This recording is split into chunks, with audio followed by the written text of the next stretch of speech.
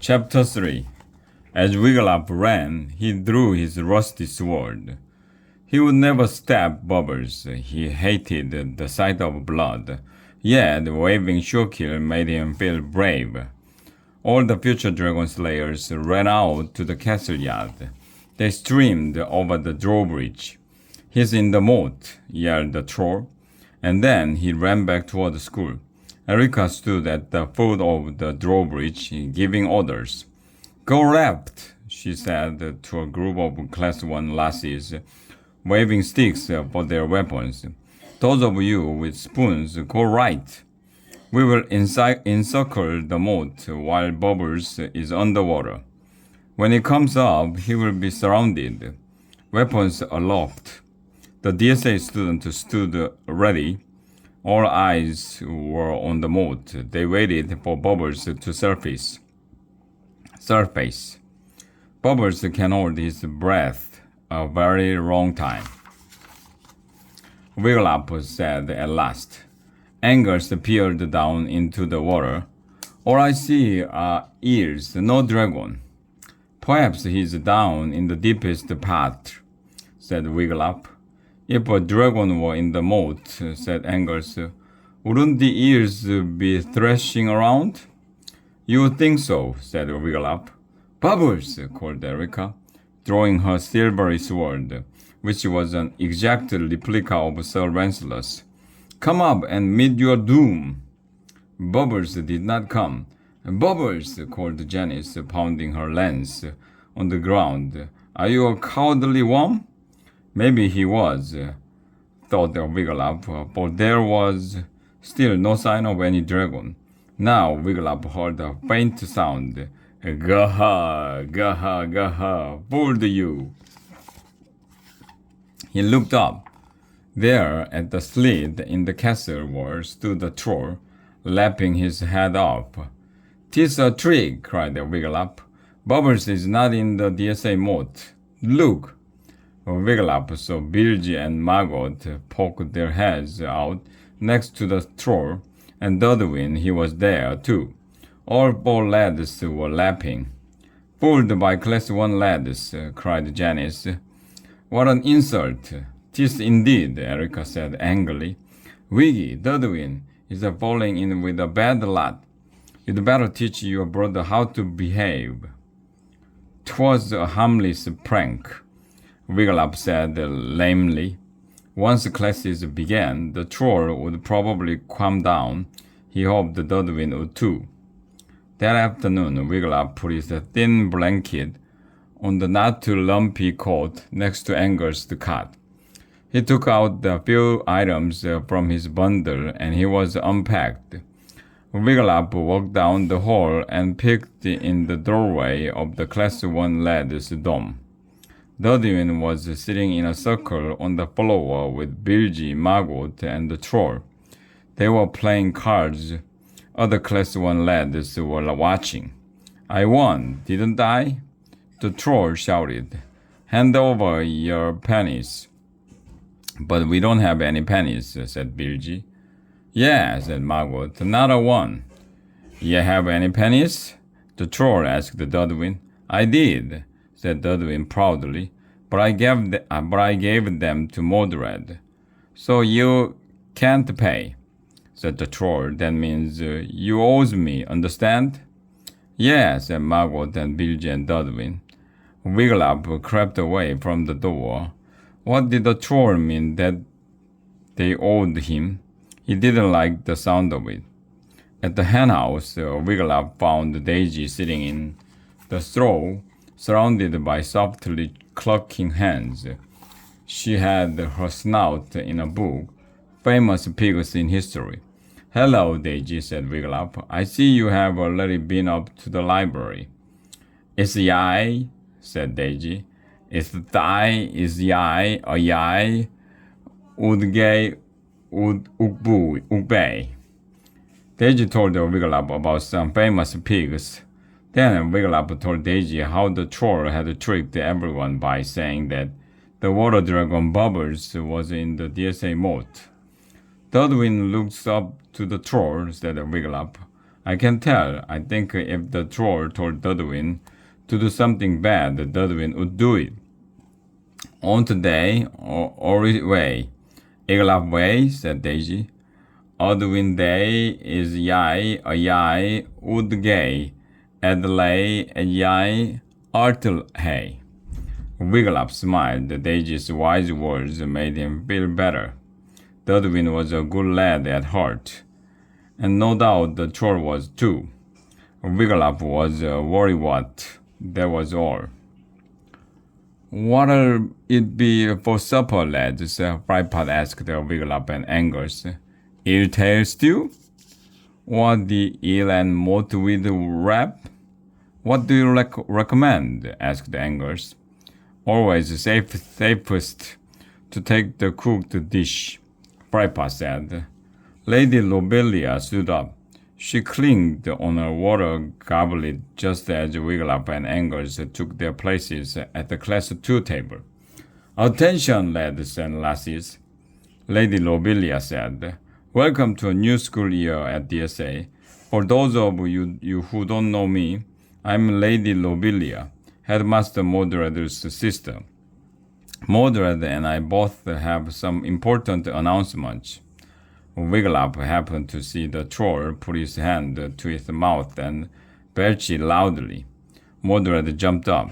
Who burped? He boomed. The troll did not come fast. We'll have no more of that, Mordred said. If there is anything belching to be done around here, I'll do it. Understood? In answer, the troll belched again. Everyone at the Class 1 table cracked up laughing. Mordred stared at the Class 1 students. His face turned purple with rage. One more belch, and I will throw the whole lot of you into the dungeon. Mordred raised his bushy left eyebrow, making his left eye bulge scarcely out of its socket. And we will have no more pranks like the one this afternoon. Class 1? Said Lady Lobelia. Please stand and tell us your name, where you're from, and why you are here at DSA. Dudwin popped to his feet. Hi, everybody, he said. I'm Dudwin from Pinwick. I came here to go to school with my big brother Wiglap. He has slain 2 dragons. Wiglap smiled. Dudwin could be a pain, but he was a loyal brother. You're here because you want to become a dragon slayer too? Aren't you, lad? Asked Mordred. Maybe, said Dudwin. Maybe not. He sat down. Bilgy and Margot stood up next. I am Bilgy, shouted Bilgy. That's Margot. We live in a cave and eat raw bugs and worms, shouted Margot. Hey, cried some students. Ah, right, cried the troll, pumping a great green fist in the air. Mordred groaned. What I do for my family, he muttered. Sit down, you clowns, he boomed. Next. A lass stood up now. I'm Agatha. Call me Aggie. I'm from Toenail. Hooray for Toenail, cried Toblet from the Class 2 table. I'm here because I hear the food is totally great, said Aggie. Frypot stuck his head out of the kitchen. Really? He asked. Nah, said Aggie. Gotcha! And she doubled over laughing. What a bunch, mumbled Mordred. Then he said, and do you wish to become a dragon slayer, Aggie of Toenail? Not really, said Aggie, but I need something to fall back on in case my singing career doesn't work out. Mordred glared at her and bellowed, Next! Now the troll rose, wiggled up, looked at his bare feet. Each foot had 1 big toe and 7 smaller toes.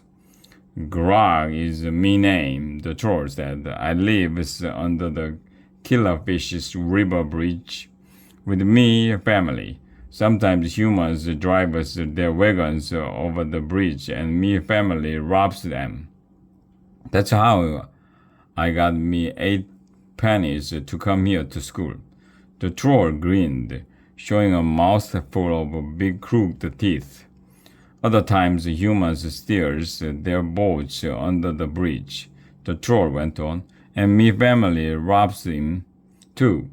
Or if we feels like it, we eats him. Grog licked his lips. A worried murmur swept the dining hall. I won't eat anyone here, said Grog. Promise. He grinned again. And why have you come to DSA, Grog? Asked Mordred. Don't want to go into my family business, do I? Said Grog. Want to become first troll dragon slayer. Excellent, Mordred grinned at Grog. Welcome, troll lad. Now Lobelia stood up again. Each of you Class 1 lads and lasses will have a buddy from Class 2. You will spend the first week of school with your buddy, who will explain all about DSA. Hope I get Dudwin, Janice said. Wiglaf hoped he would get Grog at his buddy. He knew he could help the troll get used to DSA. Class 1, push your table and benches over to the wall, Lady Lobelia said. Grog picked up the Class 1 table and threw it against the wall. Oops, he said. Sometimes I forget me own strengths. Lobelia lowered her eyes. Make a circle in the middle of the dining hall, she said. Class 1 did as they were told. Class 2, said Lady Lobelia. Form a circle outside theirs. Everybody hold hands. Wiglaf stood in the big circle between Janice and Erica. Coach Plunget stood up with his mandolin. Just listen to the song, and you can't go wrong, he said. Class 1, circle to the right. Class 2, circle left. Wiglaf and the others in Class 2 began moving to the left. Close your eyes. When I stop singing, freeze. Kochi began to play his mandolin and sing. Everybody needs a body wise and true. When you're new and need some help, your body's there for you. Everybody kept circling while Coach sang verse after verse of the body song. At last he sang, if you're sad and homesick and don't know what to do, ask your body and you'll find your body's there for you. Why, oh you? Coach stopped singing. Everybody freeze, he shouted. Don't peek, said Lady Lobelia. Class 1, take a step forward. Wiglaf smelled the sweet scent again. Now, Class 2, step forward, said Lady Lobelia. Wiglaf stepped forward. The sweet scent grew stronger. Open your eyes, said Lady Lobelia, and say hello to your body. Wiglaf opened his eyes. Yes! Directly across from him, Grog opened his small yellow eyes. The sweet scent was really strong now. Wiglaf smiled. It has to be hard being the only troll at DSA. It had to be hard being so much bigger than everyone else. He was ready to start helping the troll right away. Hello, Grog, he said, looking up. Put there, buddy, said Grog. He held out a hairy hand. Wiglaf reached out and shook the troll's hand. Yikes, he cried as something in the troll's hand buzzed, giving his hand a shock. He quickly drew his hand away. Gah, the troll laughed. He opened his hand to reveal an angry bumblebee. Gotcha with me, bee buzzer, buddy.